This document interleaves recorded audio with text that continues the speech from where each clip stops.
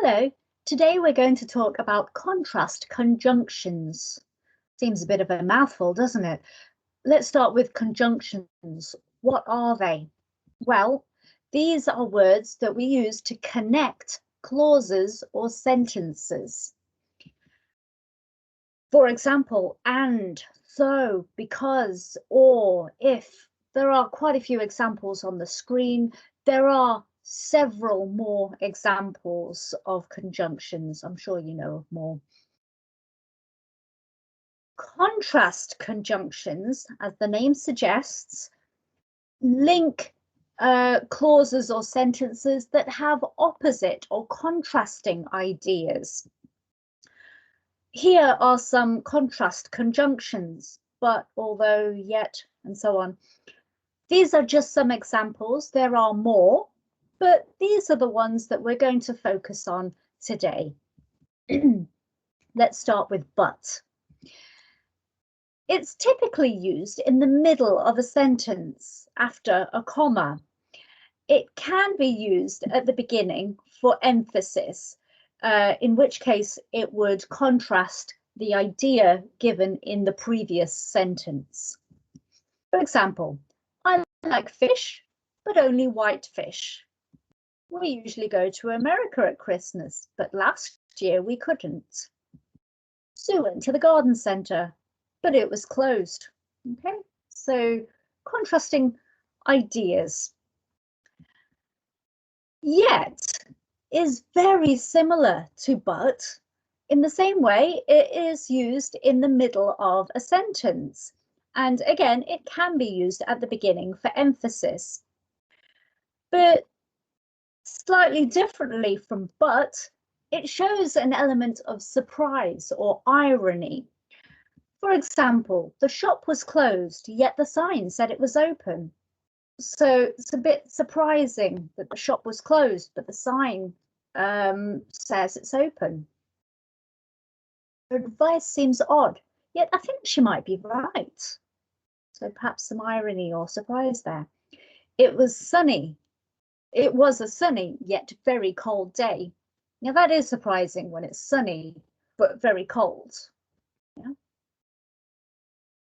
Don't confuse yet with the other meaning of yet. For example, it's not ready yet, or we haven't done it yet. In these sentences, yet is used as an adverb, not a conjunction. Let's move on to although. Although is used in a dependent clause, so a main clause is needed to support it. It can be used at the beginning or in the middle of a sentence. It doesn't matter which. For example, although it was raining, Sam went for a walk. Sam went for a walk, although it was raining. Although she loved him, she refused to marry him. She refused to marry him, although she loved him. Notice that in the first set of each pair of sentences, we have a comma in the middle. We use a comma in the middle at the end of the first clause if although is at the beginning of the sentence. If although is in the middle of a sentence, we don't need a comma. Though is essentially the same as although, but typically we use it in spoken English. It's like we just miss off the all at the beginning. We can emphasize it by using even before it. So even though. Though it was raining, Sam went for a walk. Sam went for a walk, though it was raining. Even though it was raining, Sam went for a walk. Sam went for a walk, even though it was raining. So exactly the same as although, same meaning, even though is just stressing it a little bit more. And again, the commas are in the same place. So if the conjunction is used at the beginning of the sentence, we need a comma, okay, at the end of the dependent clause. Despite, it has the same meaning as although, But this time it's followed by a noun or a gerund, whereas although was followed by a subject and a verb. For example, despite the rain, Sam went for a walk. So the rain is a noun here. Sam went for a walk despite the rain, used in the same way. And again, we have a comma after the clause where the conjunction begins the sentence. Despite forgetting his umbrella, Sam went for a walk. In this case, forgetting is a gerund, so despite is followed by the gerund here. Despite not having his umbrella, Sam went for a walk. We can make the gerund negative by putting not in front of it. It has the same meaning. In spite of has, again, the same meaning as although. Again, it is followed by a noun or a gerund. For example, in spite of the rain, Sam went for a walk. Sam went for a walk in spite of the rain. And again, the comma is in the same place. In spite of forgetting his umbrella, Sam went for a walk. So in this case, we're using the gerund. And we can make that negative by saying in spite of not having his umbrella, Sam went for a walk. This sounds very familiar, doesn't it? Well, yes. In spite of and despite have exactly the same meaning. They're complete synonyms. The only difference is despite is one word, whereas in spite of is 3 little words. Let's move on to however. However is basically a formal way of saying but.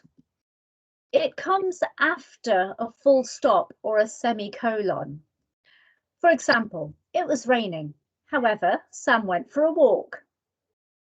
Notice we have a comma after however in both ways, and we can have either a full stop or a semicolon before however. Obviously, if we use a full stop, however needs to begin with a capital letter. We can also say it was raining. Sam, however, went for a walk. In this case, we are emphasizing the contrast a little more. And note that we need a comma both before and after the conjunction. All 3 sentences mean the same as it was raining, but Sam went for a walk.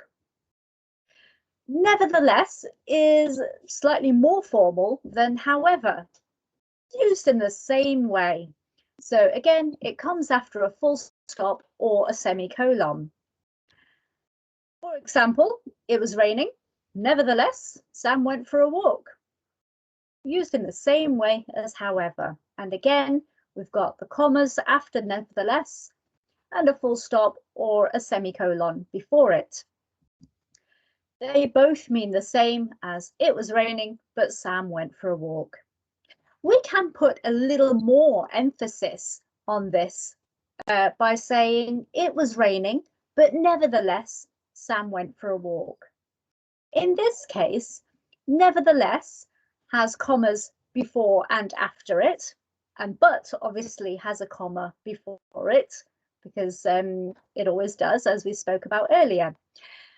But the meaning of nevertheless isn't really however here. It's more like but still, or but despite that, Sam went for a walk. Okay.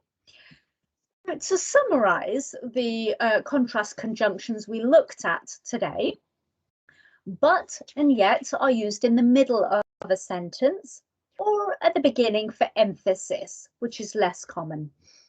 Yet is a bit more ironic or surprising than but. Although, though, and even though are used either at the beginning of the sentence with a comma at the end of the clause or in the middle of the sentence without a comma. Both clauses need a subject and a verb, and though is typically more spoken than written. Despite and in spite of are used similarly to although, at the beginning of the sentence with a comma or in the middle without one. And they are not followed by a subject or a verb. They're followed by a noun or a gerund. And finally, however and nevertheless are essentially a more formal way of saying but. Nevertheless is a bit more formal than however. They both follow a full stop or a semicolon, and a comma comes after the conjunction. Thank you for watching.